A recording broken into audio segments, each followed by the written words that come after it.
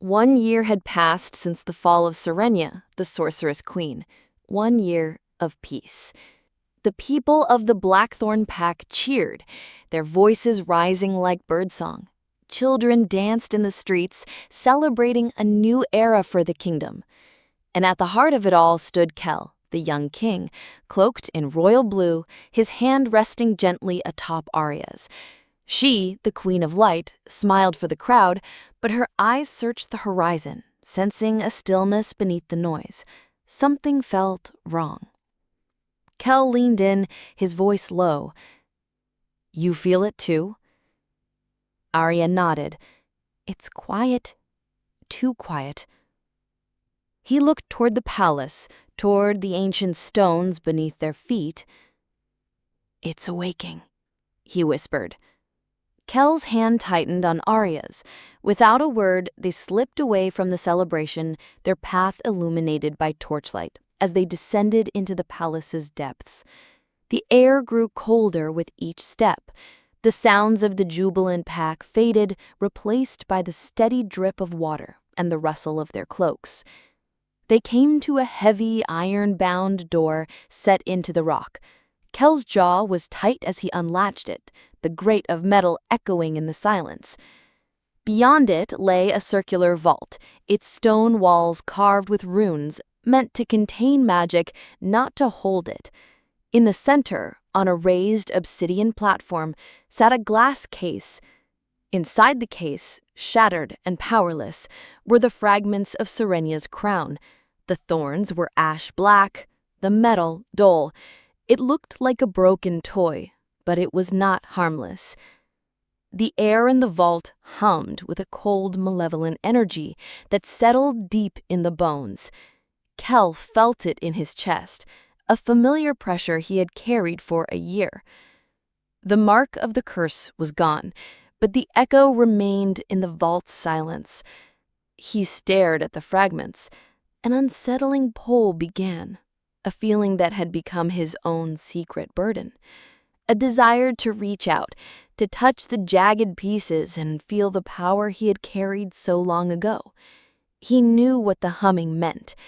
The crown was stirring, and just as Aria had suspected, the quiet was only the calm before the coming storm. The silence in the vault had become a constant companion for Kael. Though he was a king and an alpha, the weight of his duty felt lighter than the pull of the crown. He found himself returning to the vault almost every day, slipping away from Aria and his responsibilities to stand before the glass case. The shattered fragments pulsed with a faint, cold magic that seemed to respond only to him. He was the one who had carried the curse, and the crown, even in its broken state, had not forgotten. Aria knew. She didn't have to follow him to know where he was. The scent of stone and cold air clung to him when he returned, a scent that was not his own. She would find him late at night, in the dark, staring into the flickering embers of the fire, his mind clearly 1,000 miles away. She would ask him what was wrong, but he would only shake his head, his face a mask of weary frustration. "It's nothing," he would say, his voice a ghost of its usual strength. But it was not nothing. In the vault, the crown's humming grew louder with each passing day. It was a sound only Kael could hear, a melody of promises and warnings that seemed to seep into his very soul. It didn't speak with words, but with feelings. The phantom rush of immense power, the crushing weight of a memory he couldn't quite grasp, and the chilling thought that if he just let go, if he just reached for the darkness, he could solve everything. He had once broken the curse with his will, but the crown was a patient predator, and it was waiting for him to break. That night, the humming of the crown was a memory, but its echo was not. It settled in the quiet of the palace and seeped into Aria's mind as she slept. twisting the threads of her dreams into a tapestry of someone else's past. She was not in a dream, but a memory, a raw and visceral thing she had no right to know.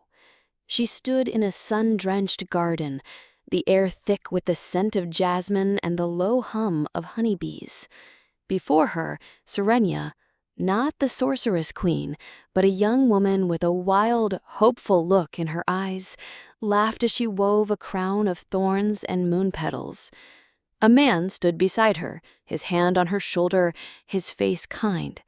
Aria felt an ancient warmth radiating from them, a feeling of deep and abiding love that felt as real as her own memories with Kael.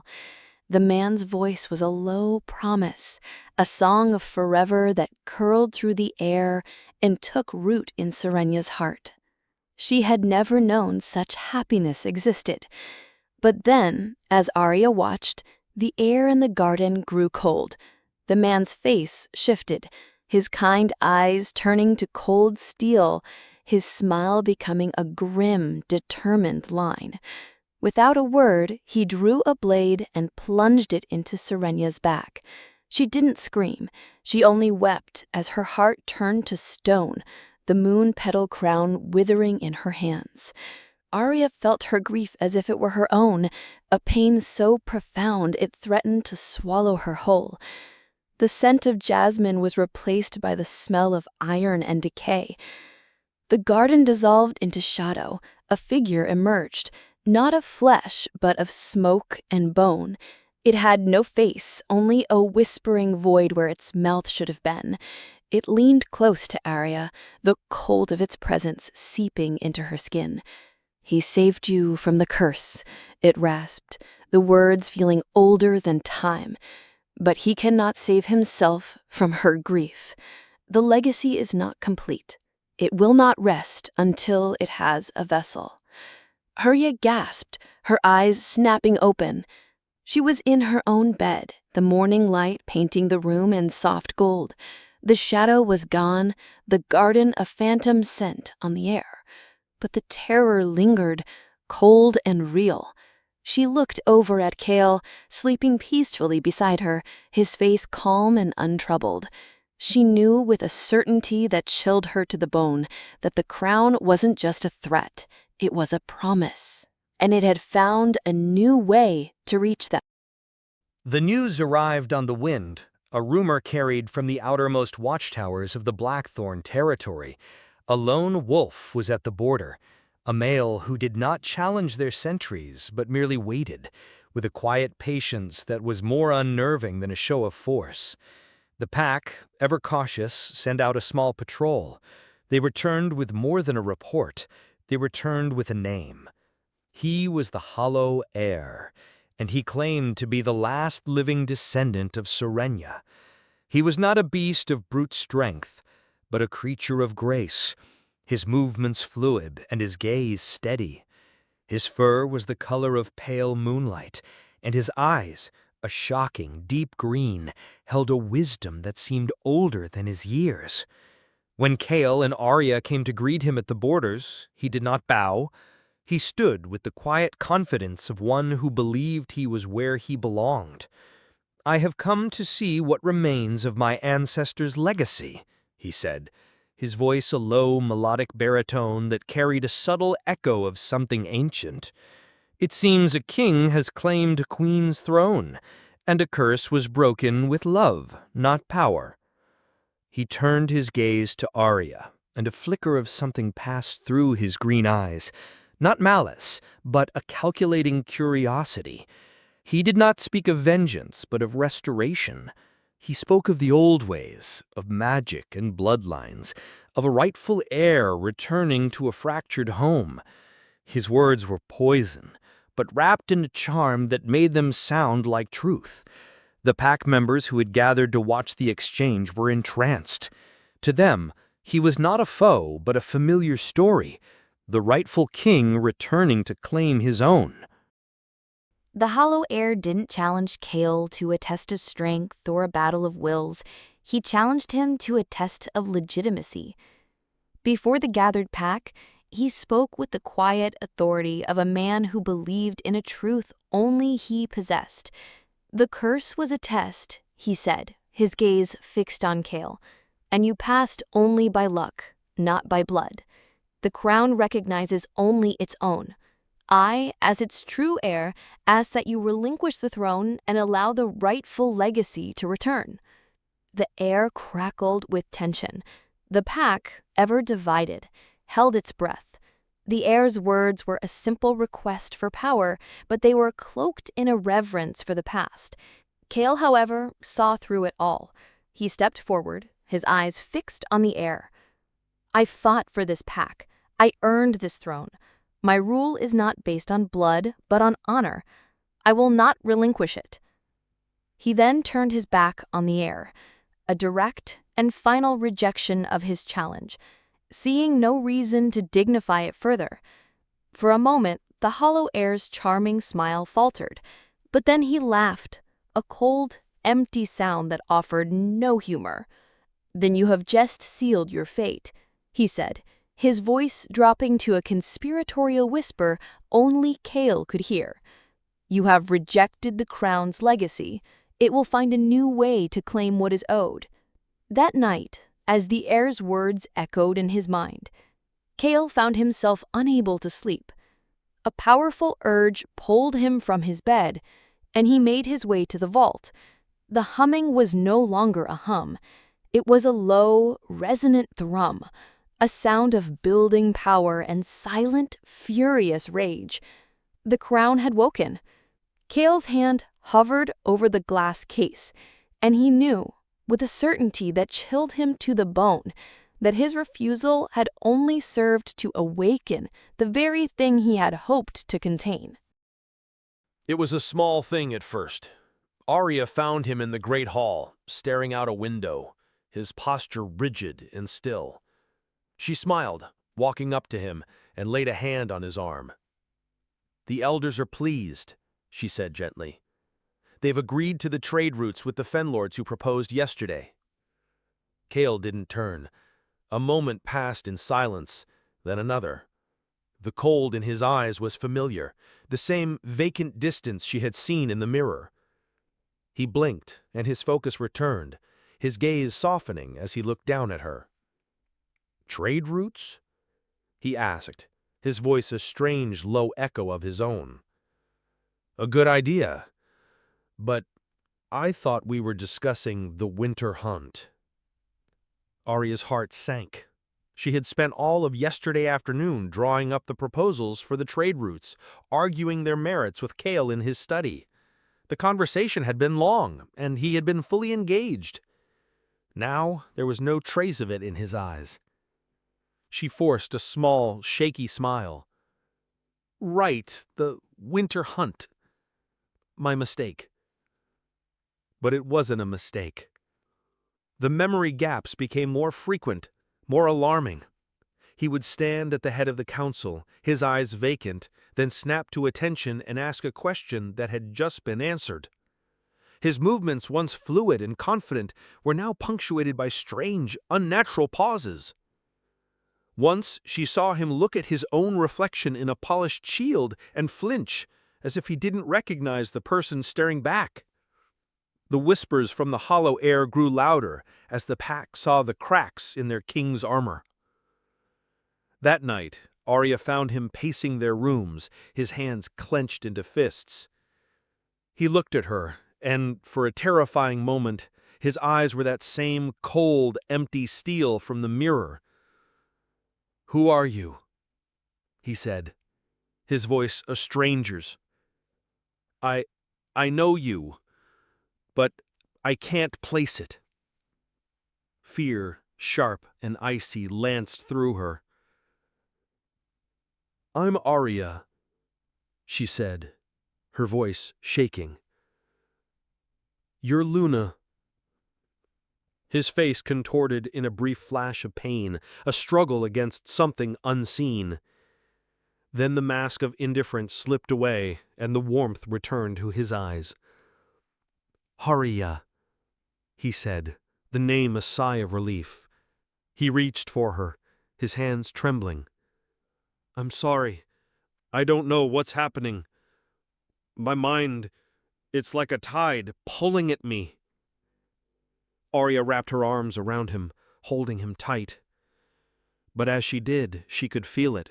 Not just his fear, but the cold that lived beneath his skin. A pressure that was slowly and methodically twisting the man she loved into a stranger. She knew then that she was out of her depth. This wasn't a physical wound she could heal. This was a war for Kael's very soul. Aria knew her healing instincts were useless here. She couldn't mend a fractured mind with poultices or bind a soul with herbal remedies, so she turned to the only other weapon she possessed, knowledge. She retreated to the oldest part of the Blackthorn library, a vast, circular room filled with tomes of leather and vellum, smelling of dust and dried ink. Days blurred into a single, focused vigil as she scoured every available text on ancient magic and the history of Serenya's reign. She sought answers in forgotten prophecies and half-burned manuscripts. She learned the crown was not a symbol of power, as the legends claimed, but something more. An obscure scroll, written in a language she barely understood, referred to it as a vessel of sorrow. As she deciphered the fragmented words, a chilling truth came to light. The crown was not forged to rule or to conquer. It was created from the very essence of Serenya's grief after she had been betrayed. Her heartbroken rage, her profound sadness, her desire for a world that would never betray her again, all were poured into that crown. The curse was an extension of her pain, and the crown was its anchor.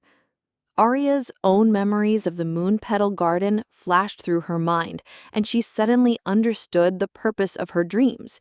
She wasn't just receiving visions, she was being shown the truth of the crown's origin. The crown wasn't seeking power, it was seeking an end to its sorrow. It had sought a vessel strong enough to carry its pain, and it had found one in Kael. As she closed the book, a new, more profound fear took root. She wasn't fighting a monster, but a powerful, ancient grief. And sorrow, she knew, was a far more patient and insidious enemy than rage. The air's influence was no longer a quiet thing. It had grown from whispers in the shadows to a murmur in the great hall. One evening, as the pack gathered for their meal, he stood and spoke, his voice carrying with a melodic ease that drew every eye. He did not directly challenge Kael, but his words were sharp arrows aimed at the heart of their new reign. "A pack's strength is in its blood, and its wisdom is in its history," he said, his gaze sweeping over the crowd, lingering on the faces of the elders. "We have been led by a king whose mind is clouded and a queen whose magic is strange. She seeks answers in old books and forgotten rituals, yet her lord is lost to his own memories. How can we trust a leader who does not remember his own words? How can we follow a king who is a ghost in his own body?" The great hall fell into a thick, uncomfortable silence. The younger warriors and the few who remained fiercely loyal to Kael and Aria shifted uneasily. But the elders and those who felt neglected by the new regime nodded, their faces grim. The heir did not stop there. He turned his attention to Aria. "A human with a half-formed understanding of our magic trying to solve a problem that is not hers to solve. What she seeks will only harm him further. My people knew the true nature of Serenya's power. It cannot be healed, only contained or passed on." He paused, letting his words sink in. He wasn't asking for the crown. He was presenting a new reality. He was taking away their faith in their king and queen and offering them a simpler, more familiar fear in its place. He ended by proposing a trial by the old laws to test Kael's strength, a challenge Kael, in his fractured state, could not hope to win. The hall erupted in a mix of angry shouts and murmurs of agreement. The cracks in the Blackthorn Pack had become an open rift. The palace held 1,000 secrets in its stone. Aria, in her search for any clue about the creeping unease, found herself drawn to a wing she had never explored. It was a place the pack had deemed forgotten, the halls cloaked in a layer of dust so thick it muffled her footsteps. She ran a hand along the cold stone, the carvings of wolves and their lost kings, worn almost smooth by time. The air here was different, still and quiet, as if holding its breath. She came to a heavy oak door that seemed to have been undisturbed for centuries. Pushing it open, she entered a room so vast it felt like the inside of a tomb. At the center stood a single mirror, tall and wide, its frame carved from a dark, smooth wood no longer found in the forest. The surface was not glass, but a still, black liquid that held no reflection. A faint, cold light pulsed from within it. As Aria stepped closer, a whisper, not from the room but from her own mind, urged her to look. She obeyed, and as she peered into the black surface, her own reflection did not appear. Instead, the liquid swirled, and an image formed within its depths. It was Kael, but not her Kael. This version of him had eyes that were cold and distant, filled with the same empty light she had seen in the eyes of Serenya's guardians. His face was a mask of indifference, and on his chest, where his heart should have been, the symbol of the hollow crown was etched into his flesh, glowing with a faint crimson light. The vision was not a possibility, but a certainty, a future that was already taking shape. Aria's breath hitched in her throat. The terror was a physical weight pressing against her ribs. She now knew the true nature of the threat. It wasn't the crown that would break her love. It was the slow, methodical corruption of Kael's soul. That night, a feeling of deep unease settled over the palace, a cold that had nothing to do with the wind. Kael, unable to sleep, found himself drawn to the vault. The humming was no longer a faint buzz, but a low, resonant thrum that seemed to vibrate in his very bones. As he stood before the glass case, the fragments of the crown pulsed with a faint crimson light, like dying embers. He knew he shouldn't be here. This place was a tomb, not a monument. But an urge, stronger than his own will, compelled him to stay. The whispers started then, not in his ears, but in his mind. "You are afraid," a voice purred. It was smooth, familiar, and dangerously gentle. The voice of Serenya herself. Kael's jaw tightened. He didn't answer, but the voice continued, soft as silk. "You feel them turning away from you, don't you? They see a king who is a man, not a monster. They see the fear in your mate's eyes. They see the weakness in you. The heir is not wrong.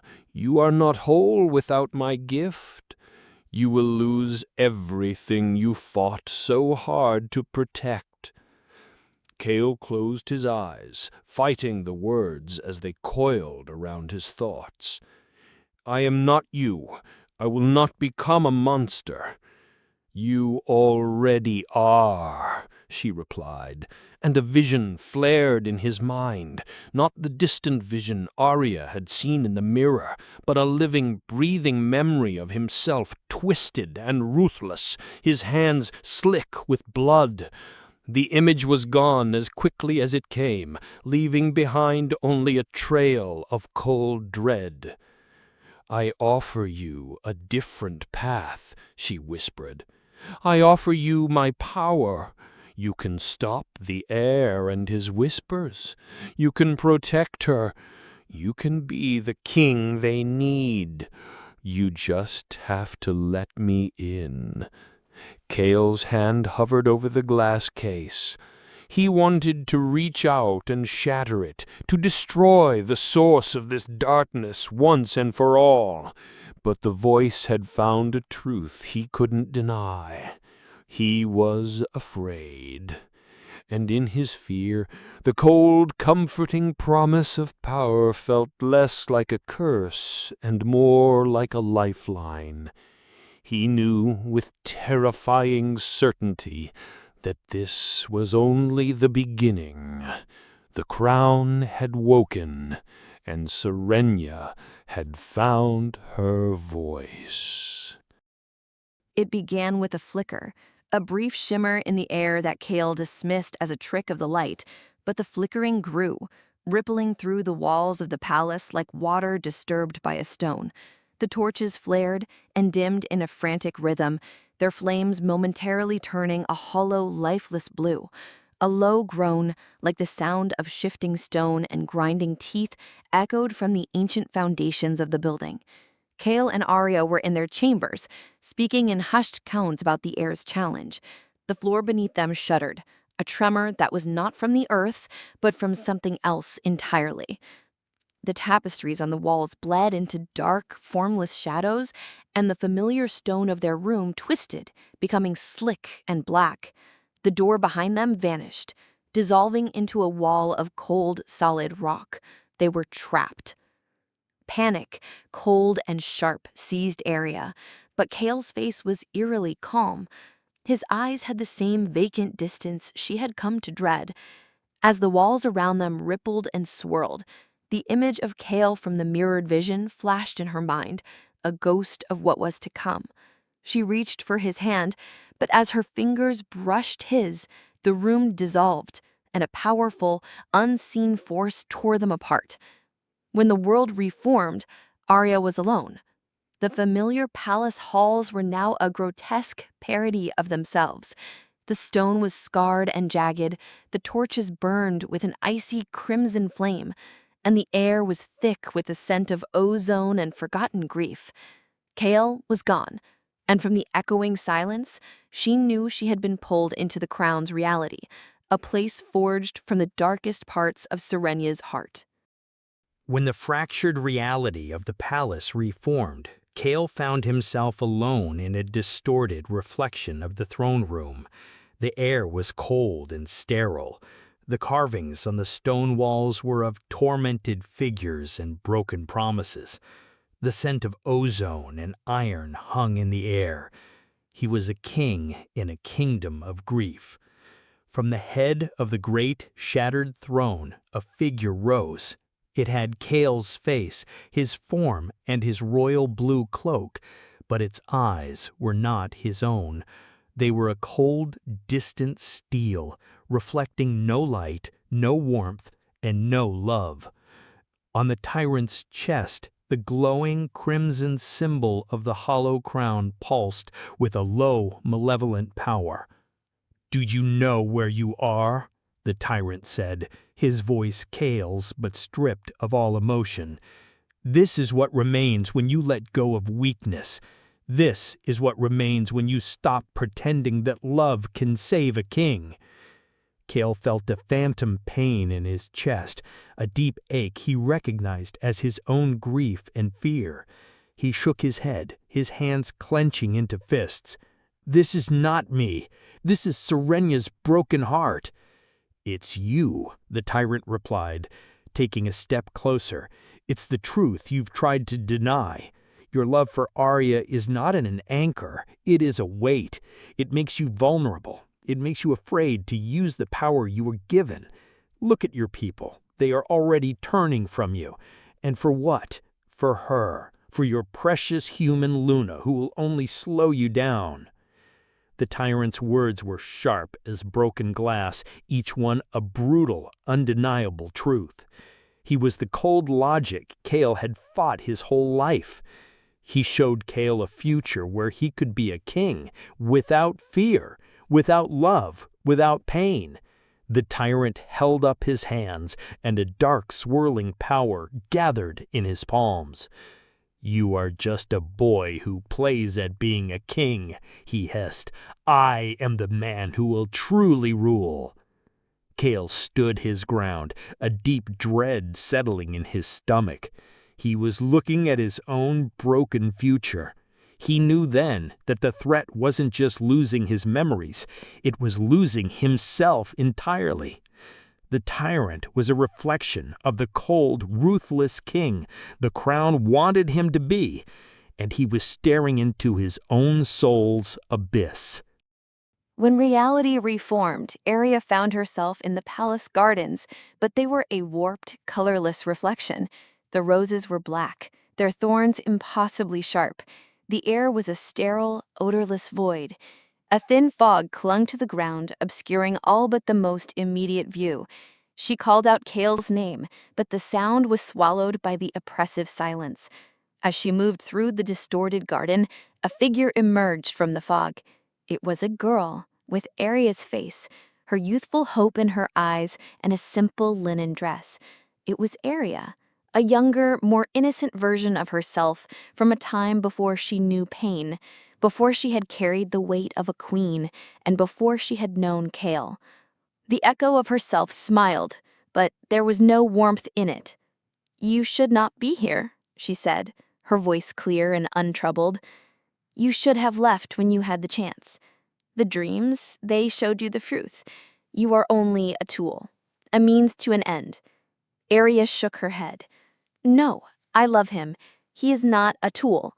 The echo laughed, a sound that felt brittle and hollow. "He is a vessel for a sorrow you do not understand. He will become everything he fears, and he will use you to become it. Your love, your hope, your very heart, it is not an anchor. It is a sacrifice he will make for his own power. Let go, Aria. Let go and run. There is no joy in this path, only pain." The echo's words were a brutal reflection of Aria's deepest fears. She was staring at herself, a part of her that was still untainted, begging her to let go of the very thing she was fighting for. Her younger self held out a hand, and she could feel the pull, the easy promise of a life without fear, without the burden of a king's soul. But when she looked at the innocent face, she saw only one thing: her love for Kael. She knew then that she could not run. The pain was real, but so was the love, and she would fight for it. Just as Aria stood firm, rejecting the easy escape offered by her younger self, the black fog swirled and parted. From within it emerged a figure that had no place in the mirror realm, the Hollow Heir.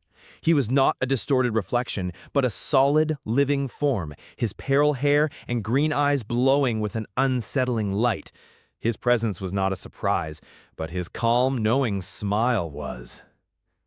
The younger Aria vanished, a puff of smoke in the chilling air. The heir stepped forward, his gaze fixed entirely on Aria, ignoring the phantom garden entirely. "You are more powerful than I thought," he said, his voice a low hum that seemed to vibrate in her very core. "To reject the whisper of peace, Serenia was right to choose you." Aria's blood ran cold. "Choose me? You are after the crown, not me." The heir laughed, a brittle sound that broke the oppressive silence. "The crown is a tool, a lure for the true prize. The old queen lost herself to rage, and the crown was born of her sorrow. It is a thing of pure grief, but it is incomplete without a living vessel. The curse was never about finding a king to rule. It was a centuries-long search for a human, a Luna with a strong heart, who could absorb its pain and make it whole again. It needs a body to find rest." He took another step, and a dark, swirling power gathered around him. He was not a wolf, but a servant of a greater magic. "You see, I am not the heir to her throne," he said, the truth finally laid bare. "I am the heir to her promise. I am here to fulfill her legacy. I am not after the crown. I am here to bring the crown to you." He reached for her, his eyes now not of moonlight, but of an endless, hungry void. Aria stumbled back, the full horror of his revelation hitting her. She was not just fighting for Kael's soul, she was fighting for her own, and the heir was not a challenger to a king, but a hunter, and she, the Luna, was his prey. The Hollow Heir lunged for Aria, his form a blur of dark energy and malevolent purpose. But before he could reach her, a figure appeared, a shadow, moving with the cold, effortless grace of a king. It was Kael, but his eyes were empty, his movements precise and ruthless. The heir turned his attention to him, ready to capitalize on the crown's hold. "Join me, my lord," he said with a cruel smile. "Let your queen become the vessel, and you shall have all the power you desire." Aria's heart shattered. She watched as Kael's gaze flickered between the heir and her, a silent war raging behind his eyes. He raised a hand, and a dark power swirled in his palm, a physical manifestation of the crown's will. She knew then that she had to act. The heir was not just a hunter, he was an anchor, keeping them trapped in this fractured world. And the only way to save Kael was to let go of him entirely. She reached into her own essence, calling upon the raw, unadulterated power of her healing magic. It wasn't a spell she had read, but an instinct she had buried deep in her heart. She closed her eyes, focusing on the unbreakable bond she shared with Kael, the one that ran from her soul to his, the bond that had healed the curse. It was a golden thread of light, pulsing between them. With a sob of pure grief, she pushed her own power into the thread, not to strengthen it, but to overload it. She poured every memory, every touch, every shared laugh into the thread, turning it from a bond of love into an emotional sacrifice. A brilliant flash of golden light erupted from her, a pulse that was pain and power all at once. The light hit Kael, and for a moment he screamed, his face a mask of agony as the crown's power was forced back. The thread of their bond snapped, and Aria felt a piece of her soul tear away. The mirror realm around them shattered into a million fragments of black glass. The heir howled in rage, his form dissolving into smoke. When the world reformed, they were back in the palace, lying on the stone floor, their bodies whole, but their souls forever broken. Kael was still, the coldness gone from his eyes, and Aria was free, but the cost had been immense. When the black glass of the mirror realm shattered, Aria did not find herself back on the cold stone floor of the palace. Instead, she woke to the feel of soft moss and the scent of earth, thick and rich. She was in a forest, but it was unlike any she had ever known. The trees rose impossibly high, their bark etched with symbols that pulsed with a faint, silver light. Time seemed to have no meaning here. The light was a perpetual twilight, neither day nor night, and the air was still and silent. She was alone, her bond with Kael now a gaping, aching void in her chest, a wound that her healing magic could not touch. She wandered for what felt like hours, a ghost in a land of forgotten memories. The pain of her sacrifice was a dull, thrumming ache, a constant reminder of what she had lost. As she stumbled past a circle of stones, overgrown with luminous vines, a figure coalesced from the shadows of the oldest tree. It was not a wolf, nor was it human, but a being of pure, swirling light and ancient wisdom. It had eyes that were a deep, verdant green, and its form shifted like smoke.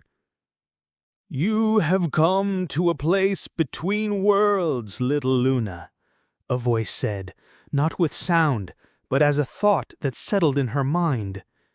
"A place where the past and future are one." Aria's fear was replaced by a desperate, newfound hope. "Who are you?" she asked, her voice cracking. "I am the guardian of this forest," the spirit replied, "and I have been waiting. The curse you carry is not a new one, but a very old echo. The truth you seek lies not in the present, but in a past you have never known. The guardian held out a hand, its fingers shifting from light to an intricate weave of roots. Come, I will show you what was truly done. Aria, with nothing left to lose and a burning need to understand, took the guardian's hand. She knew then that this forest was not a place to hide, but a place to learn, and that her journey was far from over. The guardian's hand was not flesh, but light and warmth. As Aria took it, her world dissolved into a swirling vortex of memories, not her own, but echoes of a brutal past. The guardian showed her a truth she had never known, a story told in flashes of light and sound. She saw the final battle with Serenia, the raw fury of the sorceress, and the moment Kael had touched the crown. She had always believed he had broken the curse, but in this vision she saw the crown's power not vanish, but transfer, a dark, humming energy that flowed from the shattered thorns and embedded itself in Kael's hand, a ghost of its former self. He had not broken the curse. He had become the new vessel for it. The curse had not been defeated, only given a new host. The guardian's voice settled in her mind, a calm and unwavering echo. The curse was never broken. It was transferred. The crown's power was not defeated, but absorbed by your mate. The bond you shared, the one you believed was a cure, was not. It was an anchor. It was the only thing holding him to himself. It was a temporary fix to a permanent problem. The revelations came fast and brutally. Aria watched the moments of her love with Kael, the quiet laughs, the shared smiles, the moments of deep connection, and saw them for what they truly were. Not just memories, but a constant, gentle pressure she had unknowingly been exerting to keep the darkness from consuming him entirely. Her love had not been a shield, but a dam. And she, in a desperate attempt to save him, had just broken it. Back in the palace, the absence of Aria's bond was not a release for Kael, but a shattering blow. The gentle tether that had held him to himself for a year was gone. The moment it snapped, the fragments of the crown, pulsing in the vault below, erupted in a silent, furious wave of power. It slammed into Kael, filling the void in his soul with a cold, humming rage. He was not completely lost, but he was no longer whole. His eyes, once a warm amber, now flickered with a cold, malevolent blue. He moved through the palace with a chilling grace, his face a mask of indifference. He spoke less, and his commands to the pack were curt and ruthless, driven by a new, singular purpose he did not question. The Hollow Heir, sensing the change, chose that moment to make his move. He appeared before Kael in the throne room, a triumphant smile on his face. "The human's bond is broken," he said, his voice laced with victory. "The vessel is no longer anchored. It is time for you to serve Serenia's will, as I do." But Kael did not answer. He merely stared at the air, and the temperature in the room plummeted. The fragments of Serenia's curse had not just filled the void, they had amplified Kael's own power, a wild, untamed fury that the air had not anticipated. As the air reached for him, Kael moved with a terrifying speed. He did not attack with claws or teeth, but with a pure, raw energy that erupted from his palms, throwing the air against the stone wall with a sickening crack. The air, stunned, clutched at his arm. You're unstable. You're not a vessel. You're a weapon." Kael's eyes glowed a furious blue. He was not fully himself, but a fragmented version driven by the crown's will. The air had tried to claim a vessel, but he had only unleashed a beast. He had underestimated the power of the curse, and he had underestimated Kael's own inner strength, now fueled by the very darkness that sought to control him. He was a king with a tyrant's power, and he was out of control. The brutal truth of Kael's possessions settled over Aria like a shroud. She sat in the silent, timeless forest, the ache in her chest a physical reminder of her foolish sacrifice. She had not saved him. She had only left him exposed to a darkness he could not fight. Her tears felt like a useless waste of energy. She had to find a way to fix this, but she had no idea how. Just then, the Guardian's light coalesced before her, its form shifting like a living current of air. "The truth you have seen is a harsh one," it said, its voice a gentle thought in her mind. "But knowledge is also a key. You know now that the curse was not broken, but transferred. And you know that the crown is a vessel of grief, not just power. Only someone who understands its sorrow can truly destroy it." Aria looked up, a glimmer of desperate hope in her eyes. "You mean someone who has felt love and then lost it? Someone who has sacrificed their own heart to save another?" The Guardian's light pulsed with what felt like a somber understanding. "You are that person, little Luna. Your pain is the only thing that can break the crown. You can destroy it. But the only way to sever its connection to Kael is to absorb its full power, for a moment, into yourself. The crown will seek a new vessel. It will seek you." The Guardian's words hung in the air, a devastating ultimatum. She would have to risk becoming the very thing the Hollow Heir had sought. To save Kael, she would have to face the curse on her own, a complete and total absorption of its pain and power. It was a choice between her own life and his. Without a moment's hesitation, Aria stood, her back straight, her jaw set with a fierce resolve. "Tell me what I must do," she said. The terror was real, but so was her love. And love, she now knew, was a far more powerful weapon than any curse. The Guardian did not need words to show her the way. It simply pulsed with a bright silver light and gestured to a fissure in the air that hummed with a familiar cold energy. This was not a magical door, but a wound in reality itself, a scar left by the shattering of the mirror realm. Aria did not hesitate. The grief and helplessness that had plagued her were gone, replaced by a steely, focused resolve. She was no longer just the grieving Luna. She was a warrior with a purpose. She had a new understanding of the crown and a clear path to its destruction. When she stepped through the fissure, she was back in the palace, but it was not the quiet, tense home she had left. The great hall was in chaos. Wolves loyal to Kael fought with those who had sided with the Hollow Heir. The air was thick with the scent of fear and anger. A cold, unnatural energy permeated the very stone of the palace walls.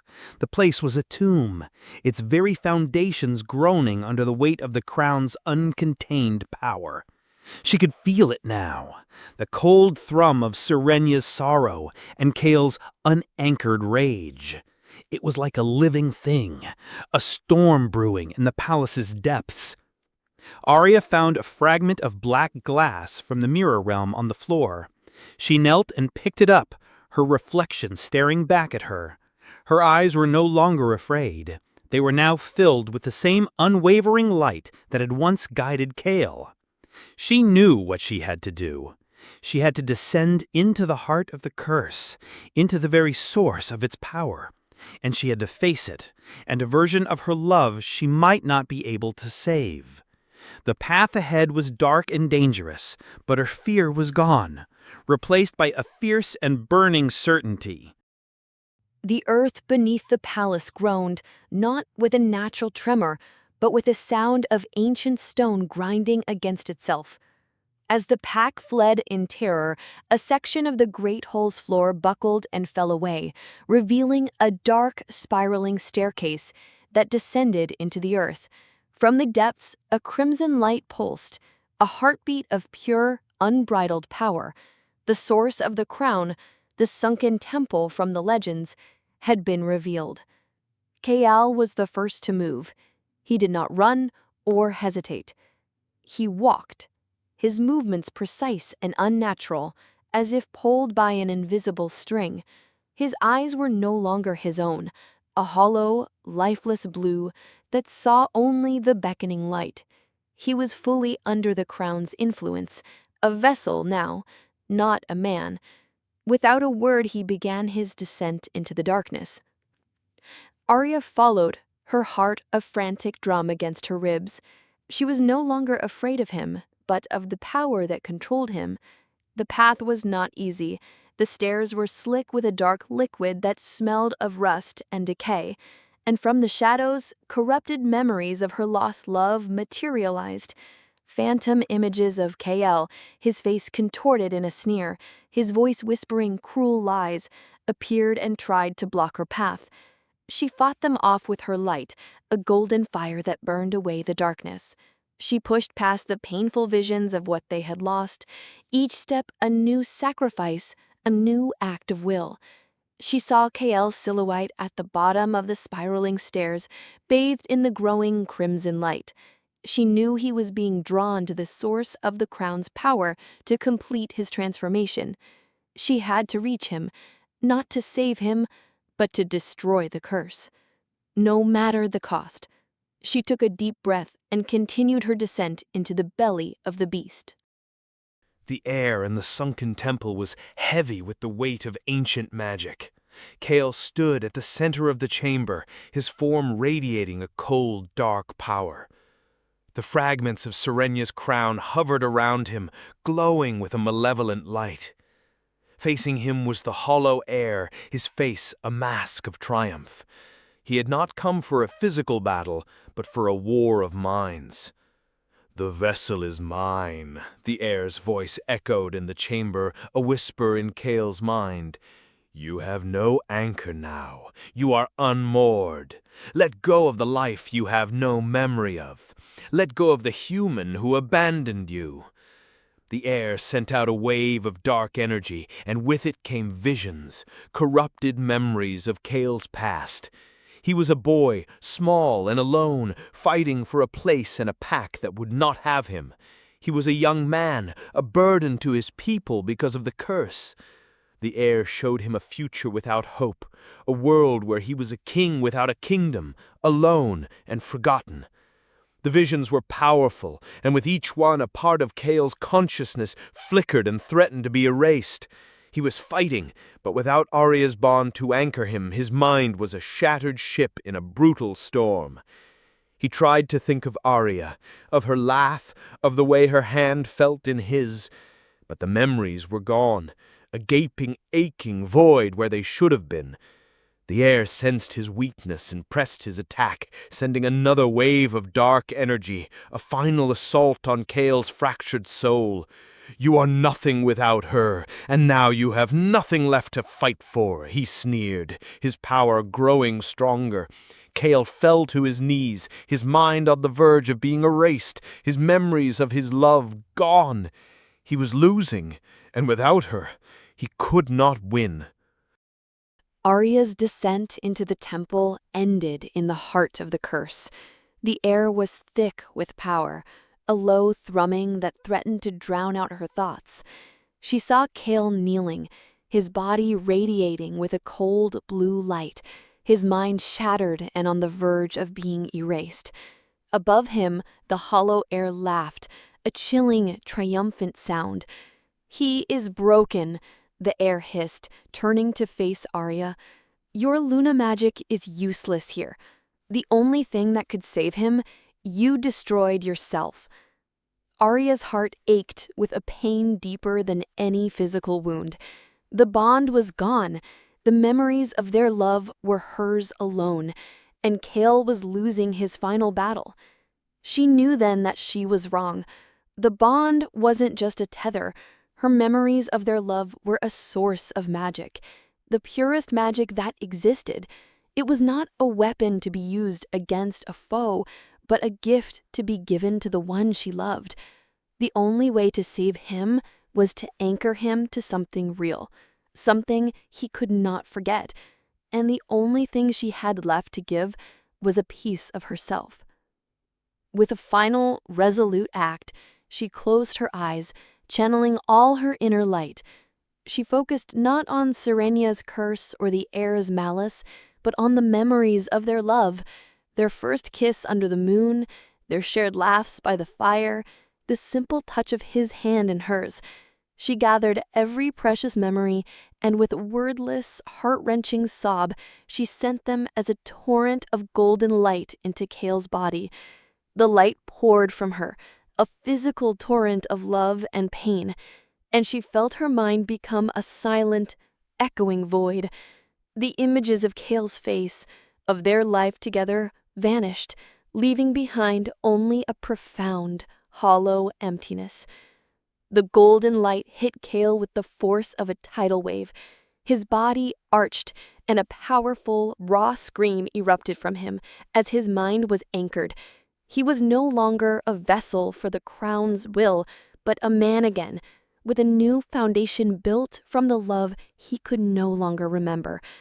The Hollow Heir shrieked in rage, his form flickering as his power was broken.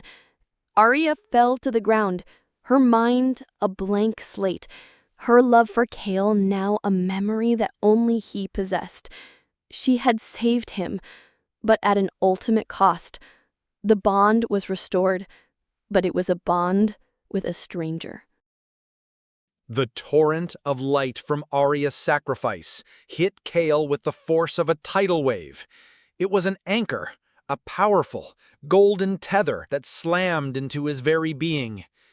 He felt the crown's cold will shatter, its hold on him crumbling into a million pieces. The pain was immense, but as it faded, a new feeling took its place. A profound, aching love that felt both deeply personal and entirely foreign to him. He stood up, his body his own again, his eyes a clear, steady amber. The Hollow Heir stared at him, his face a mask of shock and rage. Kael looked down at his own hands, his mind reeling. The memories of his life were there, a clear and unbroken line. But the memories of his love for Aria were gone, replaced by a feeling, a deep-seated knowing that something precious and vital had been given to him. He could not remember the face or the moments, but he felt the love.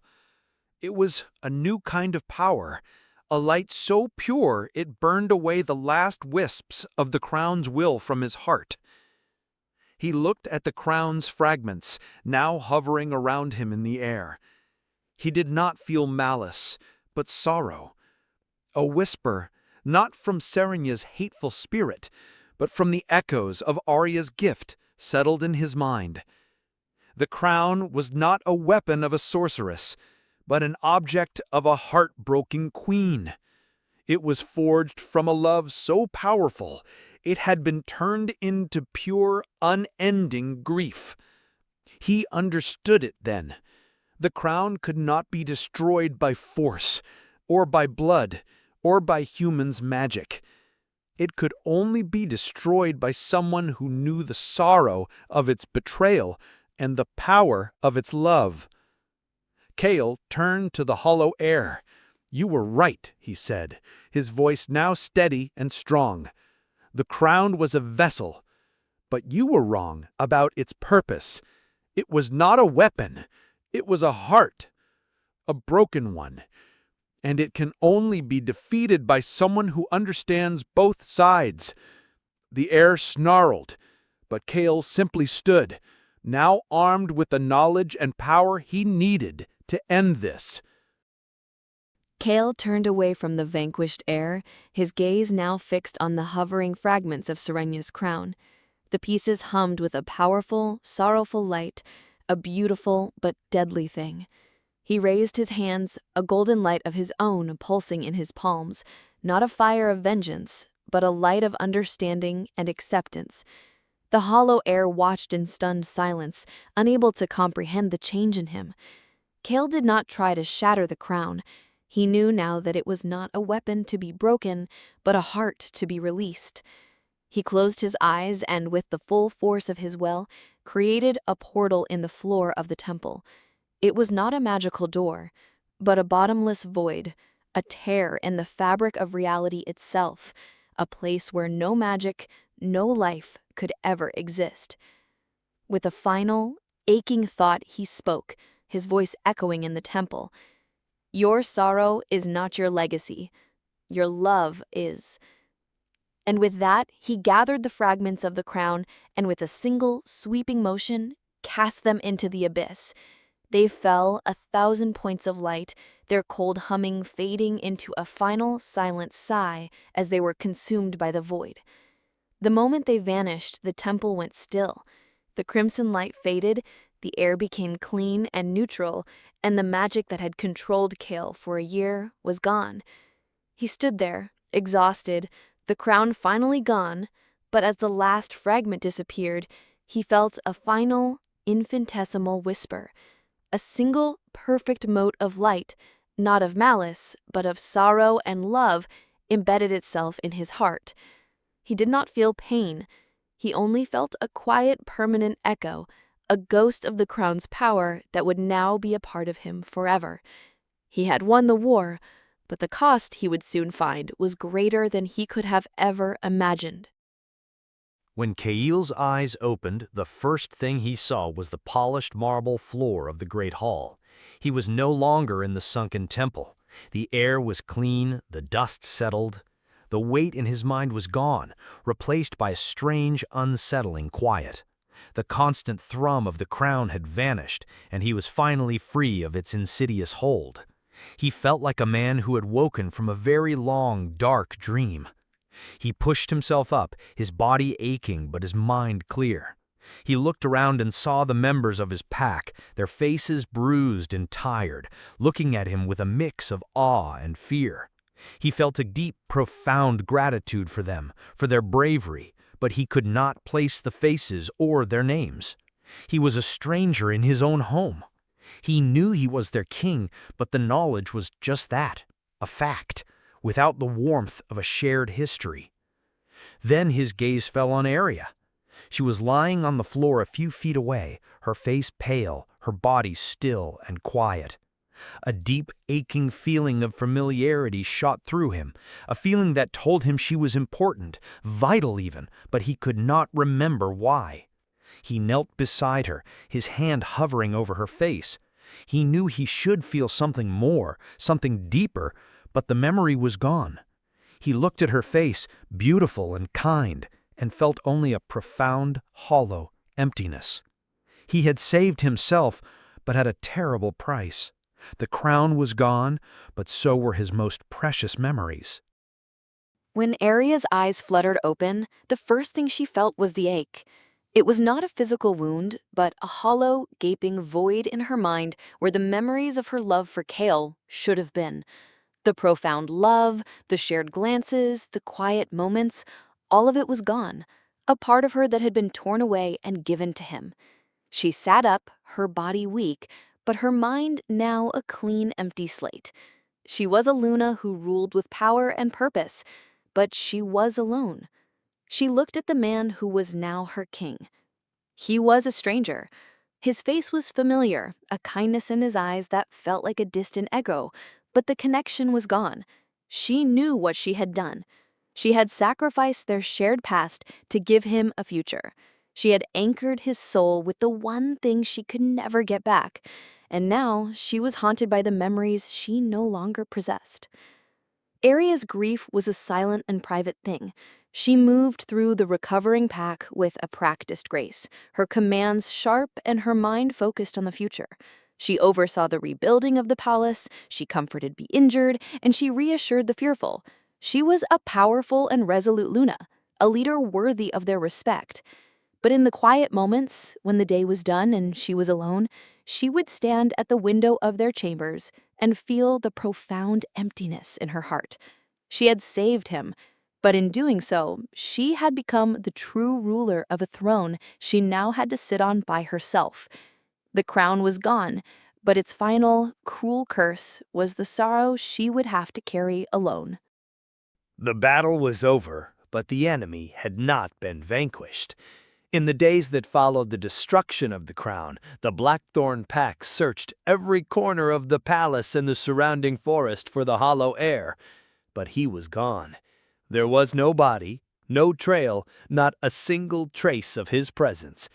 It was as if he had simply dissolved into the air. His whispers, which had once stirred dissent among the pack, were no longer heard. His charming smile and manipulative words were now just a chilling memory. Yet the victory felt hollow.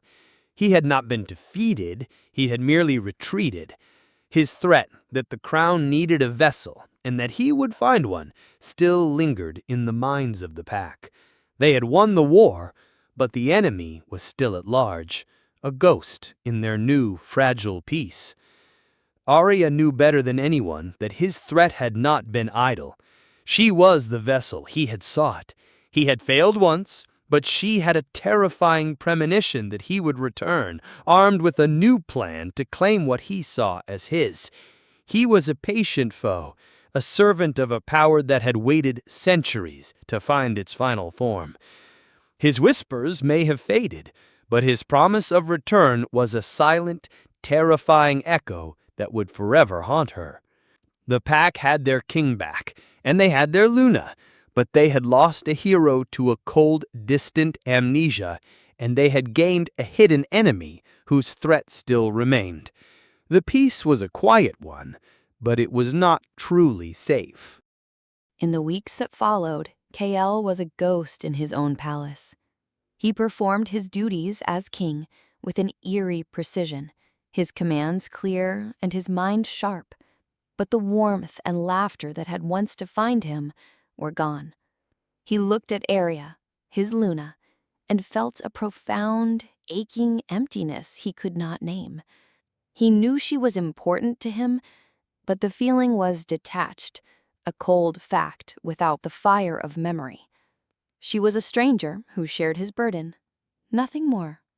The palace, once his home, now felt like a prison. The faces of his pack were kind, but their smiles held a pity he could not comprehend. He was a king without a kingdom, a leader without a true home. One quiet morning, he simply left. He did not tell anyone. He walked out of the palace, through the still healing forest, and into the wide world, driven by a desperate need to find something he felt he had lost. He wandered for weeks, his steps guided by a subconscious pull. He traveled to places he had never been, yet they felt familiar. He saw a field of wildflowers and felt a deep, profound sorrow he couldn't explain. He watched the sunrise over a quiet lake and felt a silent joy he couldn't place. He was not looking for a place or a person, but for a feeling that had been torn from him and now served as a beacon, a whisper in the back of his mind, drawing him on. He was a king without a crown, an alpha without a pack, but he was not truly alone.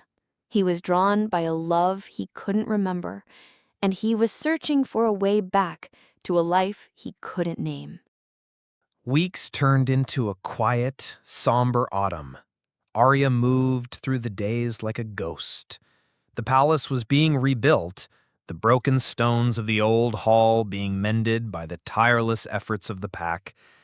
She was a leader of fierce authority, her mind sharp and her commands clear. She was the rightful Luna, a figure of strength and grace. But she was also profoundly and utterly alone. Her heart, once so full of a love she could not now remember, was a silent tomb.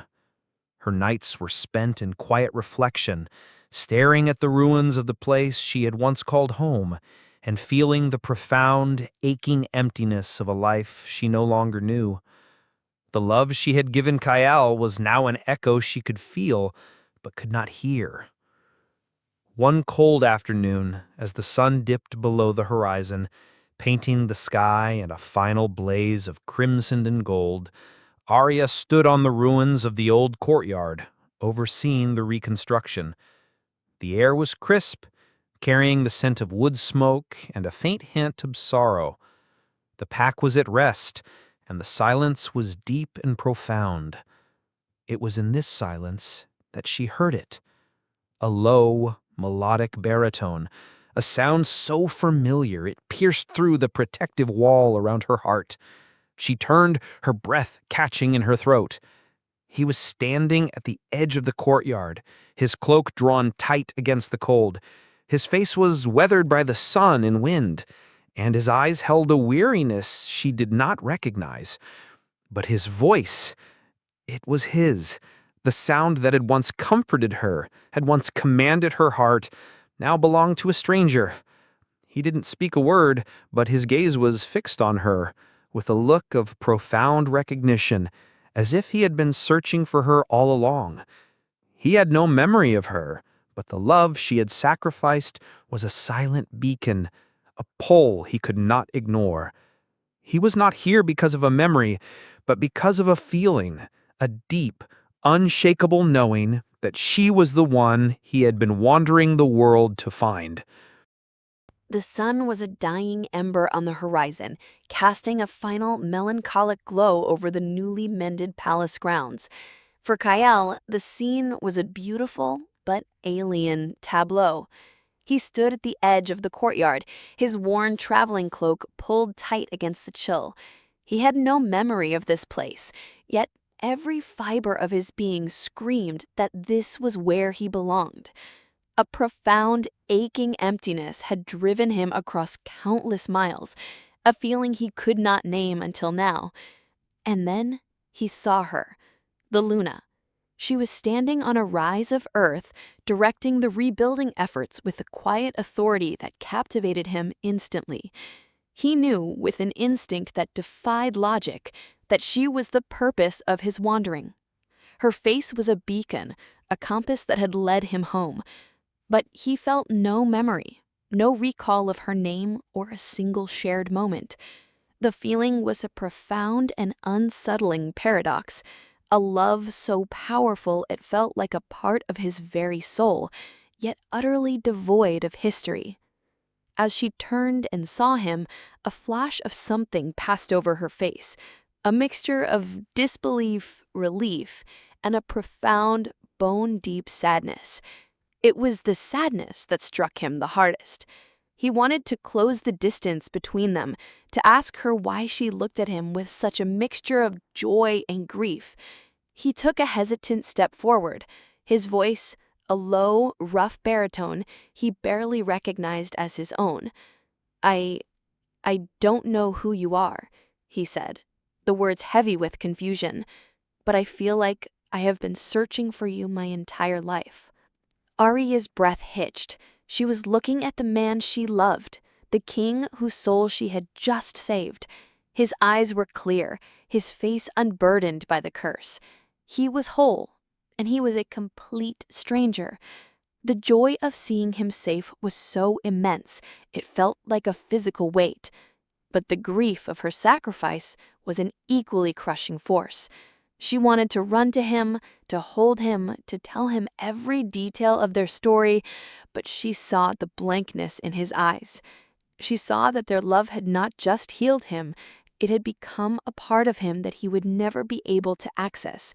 It was a new kind of bond, a quiet and profound knowing that would guide him, but never a memory.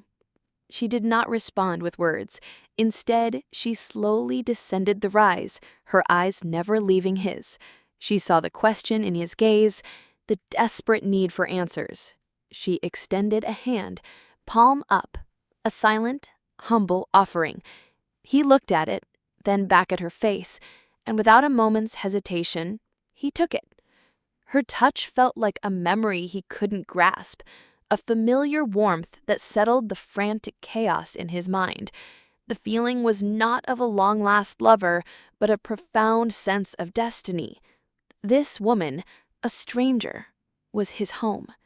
He had been a king without a kingdom, an alpha without a pack, but now in the ruins of their old life, he had found his true beginning. The palace's reconstruction became a physical manifestation of their new, fragile beginning. Stone by stone, the great hall was mended, its shadowed arches reassembled, its broken tapestries restitched. And in the same quiet, deliberate way, Kael and Aria rebuilt their lives. The pack, ever loyal, told Kael stories of his past, of his leadership, his kindness, and his fierce devotion to his mate. He listened with a polite, detached air, a monarch hearing the history of a great king he had never known. The stories were like beautiful illustrations in a book that he had never read. He could admire the hero within them, but he felt no personal connection to the man they described. The only thing that felt real, the only thing that resonated with him, was the quiet presence of Aria. His days were filled with learning to be a king again. His nights were filled with Aria. Their relationship was a patient, careful dance, a series of small, quiet gestures.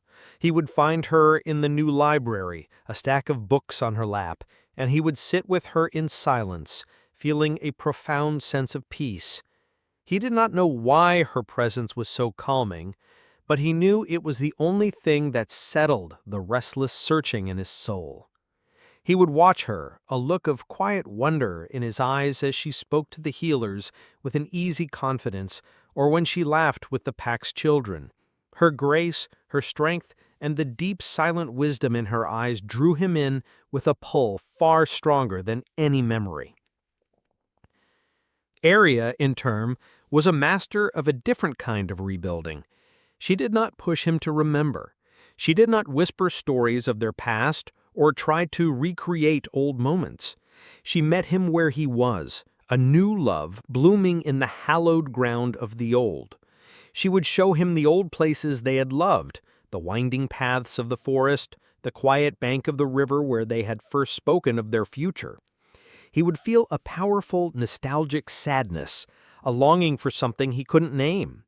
And she would feel the same. She would watch him, her heart aching with the profound knowledge that these places were now a blank slate for him. Her love was now a memory that lived only in her heart, a sacred trust she could never share with him. But there was a new magic in their connection. It was not built on the bond of a past life, but on the conscious, deliberate choice to love in the present. It was a shared look, a quiet touch, an unspoken understanding that they were building a new world together. Their love was a living thing, nurtured not by nostalgia, but by a powerful, unshakable sense of destiny. They were not two lovers trying to recapture what was lost, but two souls building a future with a love so true it had become a part of them both, a silent echo in Kael's heart that would guide him forever. A heavy silence had settled over the land, a quiet peace that only the first snowfall could bring. The world outside the palace was a monochrome canvas of white, and inside, the great hall was warmed by the crackling fire of the central hearth. Kael and Aria stood by the large stone window, watching the flakes drift down.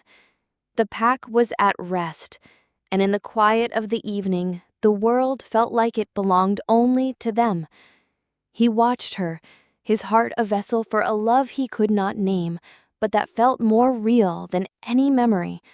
She was his home, his constant, and his deepest joy. He reached for her hand, his fingers brushing against hers. A simple touch, a gesture he had repeated 100 times over in the past months. But this time, something was different. A spark, not of magic, but of feeling, shot up his arm. He felt a deep, profound ache in his chest, a sadness and a joy so powerful it took his breath away. The feeling was a ghost of a memory, a whisper he couldn't quite hear.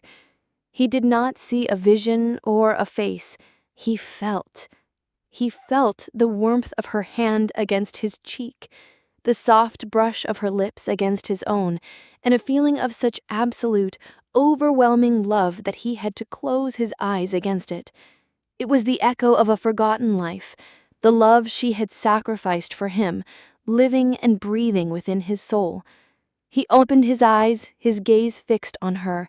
The quiet wonder he had felt for her was gone, replaced by a deep and profound understanding.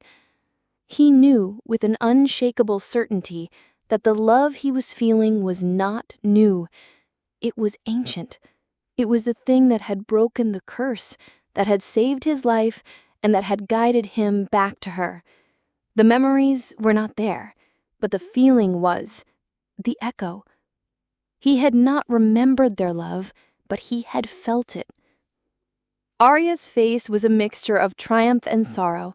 She saw the change in his eyes, the shift from a quiet wonder to a profound understanding. She knew he had not remembered. She knew the memories were gone forever, but she also knew that her sacrifice was not in vain. The love, the purest part of their bond, had found a way to become a part of him. Her grief was still there, a constant companion for the memories she would always carry alone. But it was no longer a burden. It was a testament to a love so powerful it could survive an ultimate cost. Kael did not ask her to explain. He did not need to. He simply took her other hand, bringing it to his, and rested his forehead against it. He looked into her eyes, and the love she felt for him was a mirror of the love he was now feeling for her. He had been a king without a kingdom, a man without a past, but in this quiet moment, with the woman he could not remember but now deeply understood, he was home. The curse was broken. The crown was gone. The pack was at peace. And their love, reborn from the ashes of what was lost, was a new, living thing. They had not returned to a past they had lost, but had walked into a future they had created together.